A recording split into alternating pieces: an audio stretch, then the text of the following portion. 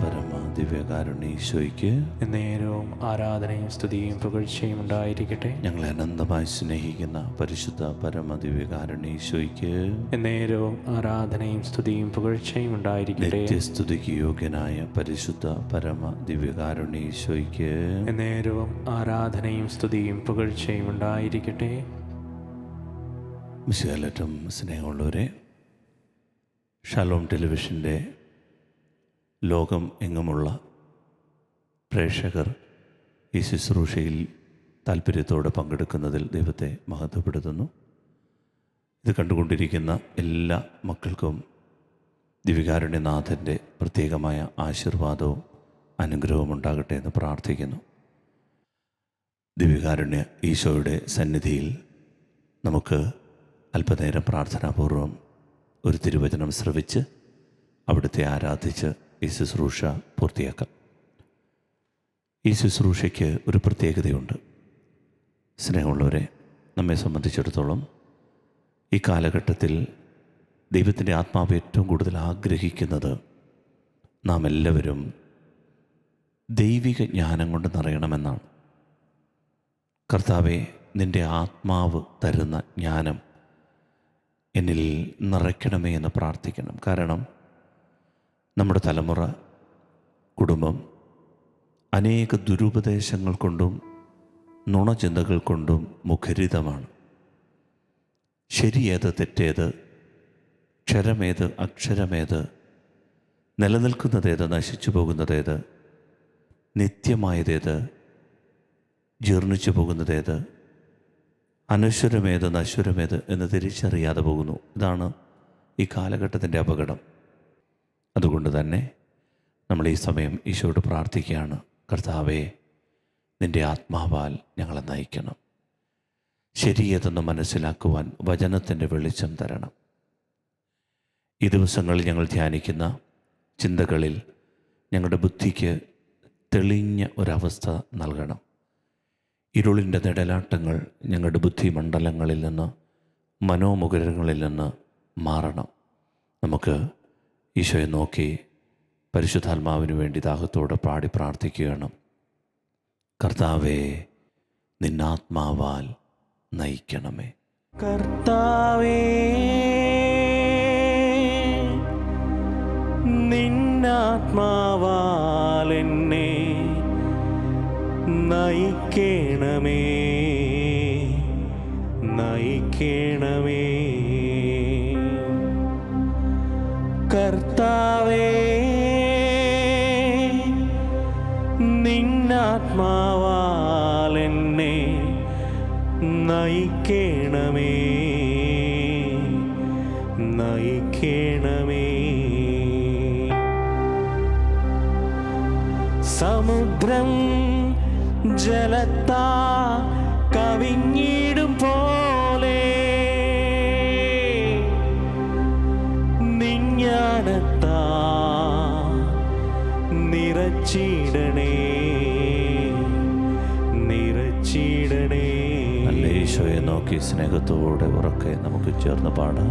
സമുദ്രം ജലത്താ കവിഞ്ഞിടും പോലെ നിജ്ഞാനത്താ നിറച്ചിടണേ, നിറച്ചിടണേ. കർത്താവേ, കർത്താവേ,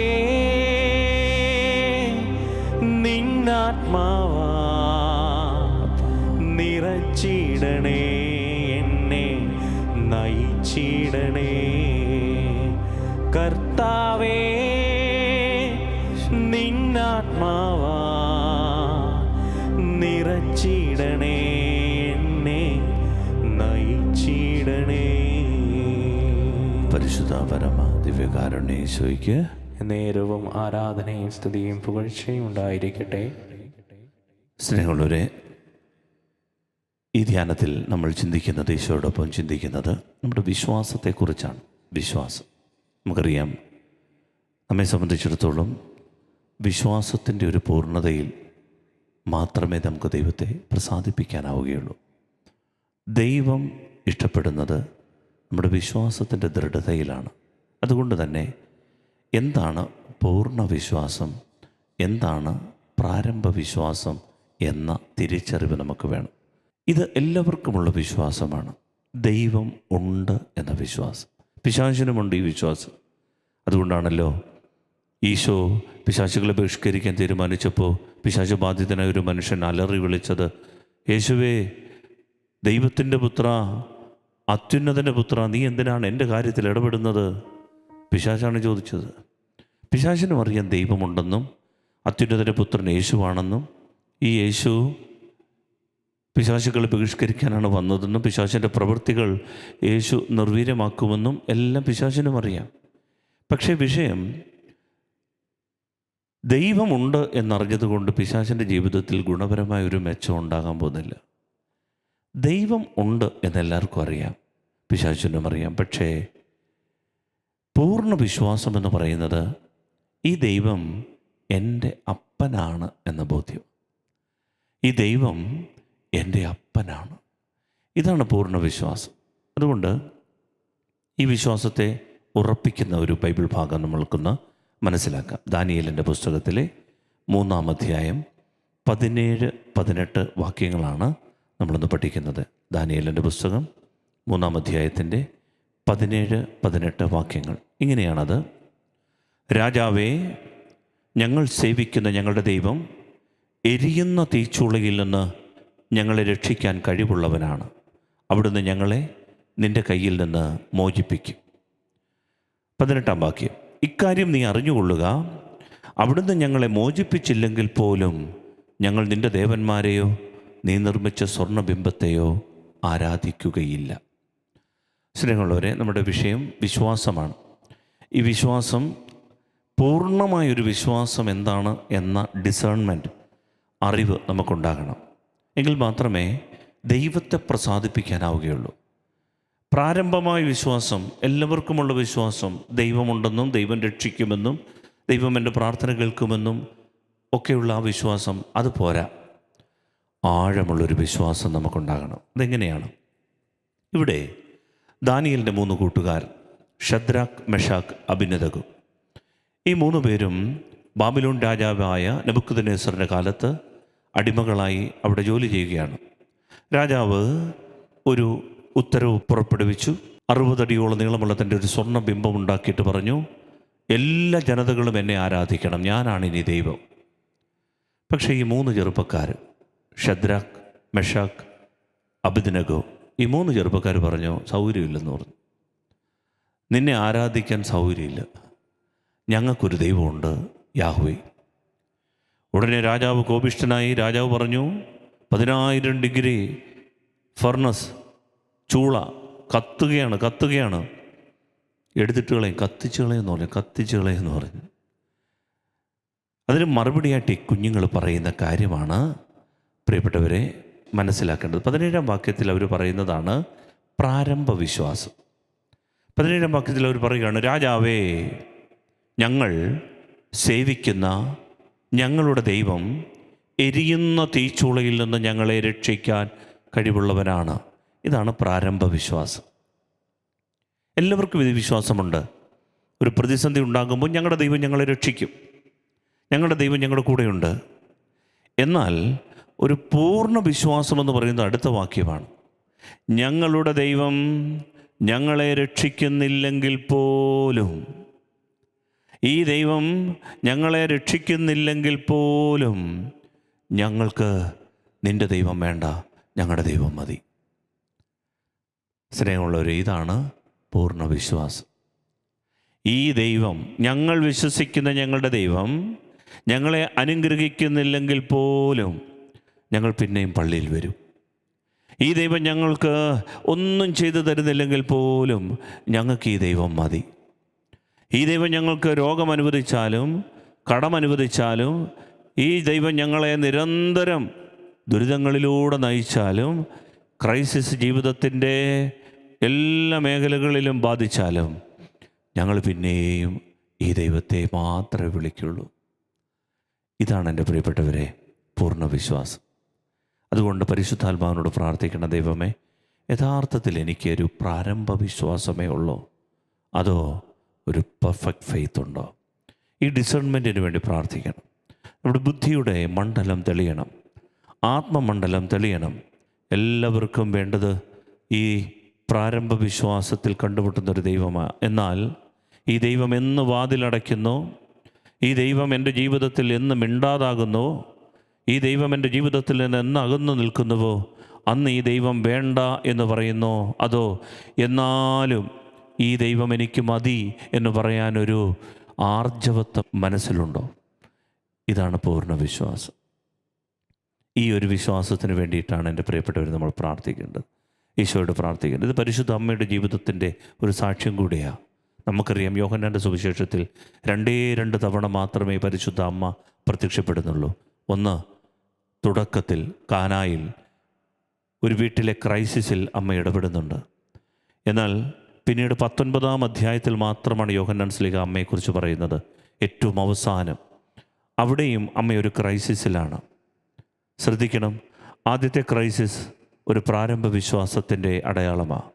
രണ്ടാമത്തെ ക്രൈസിസ് പൂർണ്ണമായ ഒരു പെർഫെക്റ്റ് ഫെയ്ത്തിൻ്റെ അടയാളമാണ്. കാനായിൽ എന്താണ് സംഭവിക്കുക? കാനായിൽ അയൽപക്കത്തെ വീട്ടിൽ ഒരു ക്രൈസിസ് ഉണ്ടായി. ഒരു കല്യാണത്തിൽ വീഞ്ഞു കുറഞ്ഞുപോയി. അപ്പുറത്തെ വീട്ടിലാണ് പ്രശ്നം. ദൈവം ഇടപെട്ടേ മതിയാകൂ. എന്തു ചെയ്തു?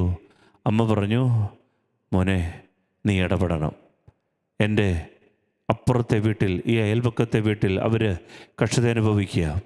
വിളിച്ചു, ദൈവം വിളി കേട്ടു, ദൈവം ഇടപെട്ടു, ഉത്തരം നൽകി. എന്നാൽ 19-ാം അധ്യായത്തിൽ മറിയം നിൽക്കുന്നത് സ്വന്തം വീട്ടിലെ ഒരു ക്രൈസിസുമായിട്ടാണ്. ഏക മകനെ കുരിശിൽ തറച്ച് തൂക്കിയിട്ടിരിക്കുകയാണ്. കൊത്തിനുറക്കപ്പെട്ട അവൻ്റെ ശരീരം പിടയുമ്പോൾ അവൾ ആകാശത്തിലേക്ക് നോക്കി പറഞ്ഞില്ല, പിതാവേ ഇറക്കിവിട എൻ്റെ കുഞ്ഞിനെ, എനിക്ക് തിരിച്ചതാ എൻ്റെ മോനെ. സ്വന്തം വീട്ടിലൊരു ക്രൈസിസ് ഉണ്ടായാലും മിണ്ടാതെ നിന്നുകൊണ്ട് സഹിക്കുന്ന ഒരു സഹനത്തിൻ്റെ പുത്രി. ഇതാണ് എൻ്റെ പ്രിയപ്പെട്ടവരെ പെർഫെക്റ്റ് ഫെയ്ത്ത്. വിശ്വാസികളുടെ അമ്മയായി അവൾ മാറുന്നത് അങ്ങനെയാണ്. നമ്മുടെ മാതൃകയായി അവൾ മാറുന്നത് അങ്ങനെയാണ്. ജീവിതത്തിൻ്റെ ക്രൈസിസ്, പ്രതിസന്ധികൾ ഏത് ഘട്ടത്തിലെത്തിയാലും സാരമില്ല, എൻ്റെ ദൈവമുണ്ട്, എനിക്ക് ഈ ദൈവം മതി. ഇതാണ് യഥാർത്ഥത്തിൽ ഈശോ നമ്മെ പഠിപ്പിക്കുന്നത്. അതുകൊണ്ട് ഈ ചെറിയ ഒരു ആരാധനയിൽ പ്രാർത്ഥിക്കാൻ പോകുന്നത്, കർത്താവേ ഈ ഒരു വിവേചനം എനിക്ക് തരണം, ഈ ഒരു വിവേകം എനിക്ക് തരണം. അതുകൊണ്ടാണ് പഴയ നിയമത്തിൽ അബ്രഹാമിനെ വിശ്വാസികളുടെ പിതാവെന്ന് വിളിക്കുന്നത്. അബ്രഹാമിനെ ദൈവം വിളിച്ചിട്ട് പറഞ്ഞു, 2 കാര്യങ്ങൾ പറഞ്ഞു. 1, നിനക്ക് ഞാൻ സന്താനങ്ങളെ തരാം. 2, നിനക്ക് ഞാൻ മണ്ണ് തരാം. മണ്ണ് തരാം, സന്താനങ്ങളെയും തരാം. പക്ഷേ നമുക്കറിയാം, ഈ അബ്രഹാമിന് ഇങ്ങനെ നടന്ന് പോയി കുറേ ദൂരം സഞ്ചരിച്ചിട്ടും ഇത് രണ്ടും കിട്ടുന്നില്ല. എല്ലാ സ്ഥലങ്ങളിലൂടെ നടക്കുമ്പോഴും അബ്രഹാം അവിടെ ബലിയർപ്പിച്ചുകൊണ്ട് പ്രാർത്ഥിക്കും, ദൈവമേ ഞാൻ നടന്ന വഴിത്താരകളെല്ലാം എനിക്ക് തന്നതിന് ഞാൻ നന്ദി പറയുന്നു. പക്ഷേ നമുക്കറിയാം, അവസാനം 23-ാം അധ്യായം, ഉൽപ്പത്തിയുടെ പുസ്തകമാണ്, 23-ാം അധ്യായത്തിൽ സ്വന്തം ഭാര്യ സാറ മരിച്ചപ്പോൾ സാറായുടെ ശരീരം അടക്കാൻ 6 അടി മണ്ണിനു വേണ്ടി വിജാതീയരുടെ ഇടയിൽ എരന്നു നിൽക്കുന്ന അബ്രഹാമിനെയാണ് നമ്മൾ കാണുക. ദൈവം പറഞ്ഞു, അബ്രഹാമേ നടന്നുകൊള്ളുക, ഞാൻ നിനക്ക് മണ്ണ് തരാം, നീ നടക്കുന്നതെല്ലാം നിൻ്റെ സ്വന്തമാകും. പക്ഷേ ഈ മനുഷ്യൻ ഇത് വിശ്വസിച്ച് നടക്കാൻ തുടങ്ങി. അവസാനം തൻ്റെ ഭാര്യ മരിച്ചു കിടന്നിട്ടും അന്നാട്ടിലെ വിജാതീയരുടെ അടുത്ത് ചെന്നിട്ട് അവൻ ഇരക്കുകയാണ്, 6 അടി മണ്ണ് തരാവോ, ഭാര്യ അടക്കം ചെയ്യാനാണ്. പറഞ്ഞു പറ്റിക്കുന്ന ഒരു ദൈവം. എല്ലാ അനുഗ്രഹങ്ങളും ഉണ്ടെന്ന് പറയും, പക്ഷേ തരില്ല. അതുപോലെ തന്നെ ഏക മകനെ നൽകി. ഒടുവിൽ 12 വയസ്സായപ്പോൾ അവനെ കൊണ്ടുപോയി ബലിക്കല്ലിൽ വെക്കേണ്ടി വന്നു. നിനക്ക് ഞാൻ മക്കളെ തരാം, പക്ഷേ അവനെയും ബലിക്കല്ലിൽ വെക്കണം. ഇതാണ് പ്രിയപ്പെട്ടവരെ അബ്രഹാമിൻ്റെ ക്രൈസിസ്. അബ്രഹാമിനെ അറിയാം ഒരു ദൈവമുണ്ടെന്നും കൂടെ നടക്കുന്നുവെന്നും യാഹ്വേരെ ദൈവം കരുതിക്കൊള്ളുമെന്നും. പക്ഷേ ദൈവം കരുതിയില്ലെങ്കിൽ പോലും ഈ അബ്രഹാം ഈ ദൈവത്തെ കളയുകയല്ല. അതുകൊണ്ടാണ് അവൻ വിശ്വാസികളുടെ പിതാവായി മാറുന്നത്. ഈ ആരാധനയിൽ നമുക്ക് ഈശോയോട് ചേർന്ന് പ്രാർത്ഥിക്കാം, കർത്താവേ അവിടുത്തെ പരിശുദ്ധാത്മാവിൻ്റെ ദൈവിക ജ്ഞാനം തരണം, വിശ്വാസത്തിൻ്റെ ഒരു ഉറപ്പ് തരണം. നമുക്ക് ഈ ഇരടികളോട് ചേർന്ന് ഒരിക്കൽ കൂടി കർത്താവിനെ ആരാധിക്കാം. കരങ്ങൾ ഈശോയിലേക്ക് നീട്ടിപ്പിടിച്ചോ, ഉയർത്തിപ്പിടിച്ചോ, ഈശോയെ നോക്കി അല്പനേരം ഒന്ന് സ്തുതിച്ച് പ്രാർത്ഥിക്കാം. Hallelujah, hallelujah, hallelujah, hallelujah, hallelujah. കർത്താവേ, നന്ദി പറയുന്നു. ഞങ്ങളുടെ ബുദ്ധിയുടെ മേൽ, ഞങ്ങളുടെ മനസ്സിൻ്റെ മേൽ, ശരീരത്തിൻ്റെ മേൽ അധികാരമുള്ളവനെ, ഞങ്ങളുടെ ബുദ്ധി തെളിഞ്ഞ് ദൈവിക ജ്ഞാനം കൊണ്ട് നിറയ്ക്കുന്നവനെ, കർത്താവേ, ശരിയായ വിശ്വാസത്തിലേക്ക് ഞങ്ങളെ നയിക്കണമേ. പൂർണ്ണമായ വിശ്വാസത്തിലേക്ക് ഞങ്ങളെ നയിക്കണമേ. കർത്താവേ, പ്രാരംഭ വിശ്വാസങ്ങളല്ല, പരിപൂർണമായൊരു വിശ്വാസം തരണമേ. ജീവിതം അനുഗ്രഹിക്കപ്പെട്ടില്ലെങ്കിൽ പോലും, ദൈവം ഞങ്ങളെ കൈവിട്ടു എന്ന് തോന്നിയാൽ പോലും, ഈ ദൈവം ഞങ്ങളോട് മിണ്ടുന്നില്ല എന്ന് തോന്നിയാൽ പോലും, ഞങ്ങൾക്ക് നീ മതി, ഞങ്ങൾക്ക് ഈ ആലയം മതി, ഞങ്ങൾക്ക് ഈ വചനം മതി, ഞങ്ങൾക്ക് ഈ കർത്താവ് മതി എന്ന് പറയാൻ ഞങ്ങളെ സഹായിക്കണമേ. Hallelujah, hallelujah, hallelujah. ഇരട്ടികളോട് ചേർന്ന് പാടി ആരാധന പൂർത്തിയാക്കണം.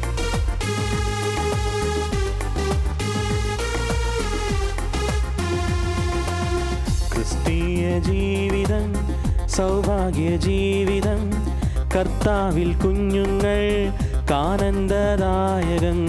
ക്രിസ്തീയ ജീവിതം സൗഭാഗ്യ ജീവിതം, കർത്താവിൽ കുഞ്ഞുങ്ങൾ കാനന്ദദായകം. കഷ്ടങ്ങൾ വന്നാലും നഷ്ടങ്ങൾ വന്നാലും ക്രിസ്തേശു നായകൻ കൂട്ടാളിയാണേ. കഷ്ടങ്ങൾ വന്നാലും നഷ്ടങ്ങൾ വന്നാലും ക്രിസ്തേശു നായകൻ കൂട്ടാളിയാണേ. ക്രിസ്തീയ ജീവിതം സൗഭാഗ്യ ജീവിതം, കർത്താവിൻ കുഞ്ഞുങ്ങൾ കാനന്ദദായകം. ക്രിസ്തീയ ജീവിതം സൗഭാഗ്യ ജീവിതം, കർത്താവിൻ കുഞ്ഞുങ്ങൾ കാനന്ദദായകം. കർത്താവേ, ഞങ്ങളുടെ ബുദ്ധിമണ്ഡലങ്ങളെ അവിടുന്ന് സ്പർശിക്കണമേ. ഈ കാലഘട്ടത്തിൽ ഒരുപാട് ഉപദേശങ്ങളും ഒരുപാട് നുണ ചിന്തകളും ഞങ്ങളെ വേട്ടയാടുന്നുണ്ട്. ഞങ്ങളുടെ ജീവിതത്തെ ഒരുപാട് തവണ കർത്താവെ പല ചിന്തകൾ മഥിക്കുന്നുണ്ട്. എന്നാൽ അങ്ങനെയുള്ള വിശ്വാസം ഉറച്ച് ഞങ്ങളെ സഹായിക്കണമേ. ഈ ജീവിതത്തിൻ്റെ ദുഃഖങ്ങളും ദുരിതങ്ങളും രോഗങ്ങളും പീഡകളും കഷ്ടതകളും ദുർമരണങ്ങളും ആപത്തുകളും അനർത്ഥങ്ങളും ഞങ്ങളെ വേട്ടയാടുമ്പോൾ നിന്നെ ഇട്ടേച്ച് പോകാൻ അനുവദിക്കാതെ ഈ ദൈവം ഞങ്ങൾക്ക് മതിയെന്ന് പറയാനുള്ളൊരു കൃപ, ഈ ദൈവത്തെ മുറുകെ പിടിക്കാനൊരു കൃപ, അങ്ങയിൽ ശരണപ്പെടാനൊരു കൃപ, പൂർണ്ണമായി അങ്ങേക്ക് അടിമ വെച്ച് ജീവിക്കാനുള്ളൊരു കൃപ ഞങ്ങൾക്ക് തരണമേ. ഇവിടെ വിശ്വാസം തെളിയണമേ, ആഴമുള്ള വിശ്വാസം തെളിയണമേ. കുരിശിൽ കിടന്ന് പിടഞ്ഞപ്പോഴും പിതാവിൻ്റെ കയ്യിലേക്ക് ആത്മാവിനെ നേദിച്ചുകൊണ്ട് ഞങ്ങൾക്ക് കാട്ടിത്തന്ന വലിയ മാതൃകയെ അനുധാവനം ചെയ്യാൻ ഞങ്ങളെ സഹായിക്കണമേ. ക്രിസ്തീയ ജീവിതത്തിൻ്റെ സൗഭാഗ്യാവസ്ഥ കർത്താവേ, ദുഃഖങ്ങളും ദുരിതങ്ങളും വന്നാലും നീ മതി എന്നുള്ളതാണല്ലോ, നീ മാത്രം. ലോകത്തിൻ താങ്ങുകൾ നീങ്ങിപ്പോയിടുമ്പോൾ ലോകക്കാരെല്ലാരും കൈവേടിഞ്ഞിടുമ്പോൾ, ലോകത്തിൻ താങ്ങുകൾ നീങ്ങിപ്പോയിടുമ്പോൾ ലോകക്കാരെല്ലാരും കൈവേടിഞ്ഞിടുമ്പോൾ, സ്വന്തം സഹോദരർ തള്ളിക്കളയുമ്പോൾ യൗസേഫിൻ ദൈവമൻ കൂട്ടാളിയാണേ. സ്വന്തം സഹോദരർ തള്ളിക്കളയുമ്പോൾ യൗസേഫിൻ ദൈവമൻ കൂട്ടാളിയാണേ. ക്രിസ്തീയ ജീവിതം സൗഭാഗ്യ ജീവിതം, കർത്താവിൻ കുഞ്ഞുങ്ങൾ കാനന്ദദായകം. ക്രിസ്തീയ ജീവിതം ഞങ്ങളുടെ ജീവിതം ധന്യമായി തീർക്കുവാൻ, അനുഗ്രഹമായി തീർക്കുവാൻ തടസ്സമായി നിൽക്കുന്ന അവിശ്വാസത്തിൻ്റെ, അന്ധവിശ്വാസത്തിൻ്റെ, അല്പവിശ്വാസത്തിൻ്റെ ദുരാത്മാക്കളെ ഞങ്ങളുടെ കുഞ്ഞുങ്ങളിൽ നിന്ന്, ഈ തലമുറയിൽ നിന്ന് അവിടെ നാട്ടിപ്പായിക്കണമേ. ദേവാലയത്തിൽ വിശ്വാസമില്ലാതെ, ശുശ്രൂഷകളിൽ വിശ്വാസമില്ലാതെ, കൂദാശകളിൽ വിശ്വാസമില്ലാതെ, തിരുവചനത്തിൽ വിശ്വാസമില്ലാതെ, നിരീശ്വര ചിന്തകളിലും യുക്തിചിന്തകളിലും പെട്ടിരിക്കുന്ന ഞങ്ങളുടെ കുഞ്ഞുങ്ങളുടെ മേൽ സ്വർഗത്തിൻ്റെ ശക്തി ഇപ്പോൾ വ്യാപരിക്കണമേ. തിന്മയുടെ എല്ലാ കെട്ടുകളും അഴിഞ്ഞ് വിശ്വാസത്തിൽ വിശ്വാസത്തിൻ്റെ വലിയൊരു ഉറവ, കർത്താവെ അങ്ങേ പ്രസാദിപ്പിക്കുന്ന വിശ്വാസം, യേശു എനിക്ക് മതിയായവനാണെന്ന വിശ്വാസം എല്ലാ മക്കളിലേക്ക് വ്യാപരിക്കട്ടെ. എല്ലാ തിന്മയുടെ സ്വാധീനങ്ങളും ബുദ്ധിമണ്ഡലങ്ങളെ കെട്ടിയിട്ടിരിക്കുന്ന ദുരാത്മാക്കളും യേശുവിൻ്റെ നാമത്തിൽ ഇപ്പോൾ വിട്ടുമാറി പോകട്ടെ. കർത്താവിൻ്റെ ആത്മാവെ ശക്തമായി വ്യാപരിക്കണമേ. ചേർന്ന് പാടാം. അന്ധകാരം ഭൂവിൽ വ്യാപരിച്ചിടുമ്പോൾ, രാജാക്കൾ നേതാക്കൾ ശത്രുക്കളാകുമ്പോൾ, അന്ധകാരം ഭൂവിൽ വ്യാപരിച്ചിടുമ്പോൾ, രാജാക്കൾ നേതാക്കൾ ശത്രുക്കളാകുമ്പോൾ, അഗ്നികുണ്ഡത്തിലും സിംഹക്കുഴിയിലും ദാനിയേലിൻ ദൈവമൻ കൂട്ടാളിയാണേ. അഗ്നികുണ്ഡത്തിലും സിംഹക്കുഴിയിലും ദാനിയേലിൻ ദൈവമൻ കൂട്ടാളിയാണേ. ക്രിസ്തീയ ജീവിതം സൗഭാഗ്യ ജീവിതം, കർത്താവിൻ കുഞ്ഞുങ്ങൾ കാനന്ദദായകൻ. ജീവിതം സൗഭാഗ്യ ജീവിതം, കർത്താവിൻ കുഞ്ഞുങ്ങൾ അങ്ങയുടെ മക്കളുടെ സന്തോഷകരമായ ജീവിതം, അങ്ങയോടൊത്തുള്ള ജീവിതം, അങ്ങോട് ഐക്യപ്പെട്ടുള്ള ജീവിതം, കർത്താവെ അതിനുള്ള കൃപ എല്ലാ കുടുംബങ്ങൾക്കും ഉണ്ടാകട്ടെ. കർത്താവെ പ്രേക്ഷിതരായി ഈ ശുശ്രൂഷയിൽ സംബന്ധിക്കുന്ന എല്ലാ പ്രിയപ്പെട്ട മക്കൾക്കും കർത്താവിൻ്റെ വിശ്വാസത്തിൻ്റെ ദൃഢത ഈ കാലഘട്ടത്തിൽ അവിശ്വാസത്തോടെ ജീവിക്കാൻ ഇടവരാതെ വിശ്വാസത്തിൻ്റെ ഒരു ദൃഢത നൽകണമേ. സ്നേഹം തണുത്തു പോകാതെ കർത്താവെ തീക്ഷ്ണതയോടെ എരിവോടെ ഈശോയുടെ സ്വന്തമാകാൻ കൃപ നൽകണമേ. Hallelujah hallelujah hallelujah hallelujah hallelujah. ആരാധന ആരാധന ആരാധന ആരാധന ആരാധന. കരങ്ങൾ കൂപ്പി പരിശുദ്ധ പരമ ദിവ്യകാരുണ്യ ഈശോയ്ക്ക് നേരവും ആരാധനയും സ്തുതിയും പുകഴ്ചയും ഉണ്ടായിരിക്കട്ടെ. അവിടുത്തെ ആശീർവാദം നമുക്ക് സ്വീകരിക്കാം.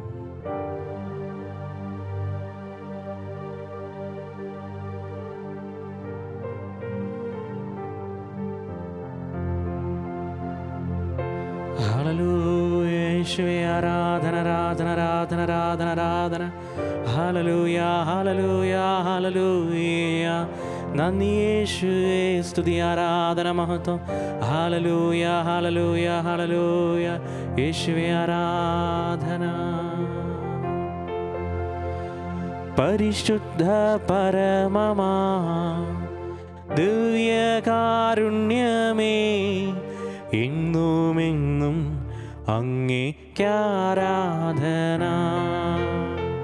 പരിശുദ്ധ പരമമാ ദിവ്യകാരുണ്യമേ,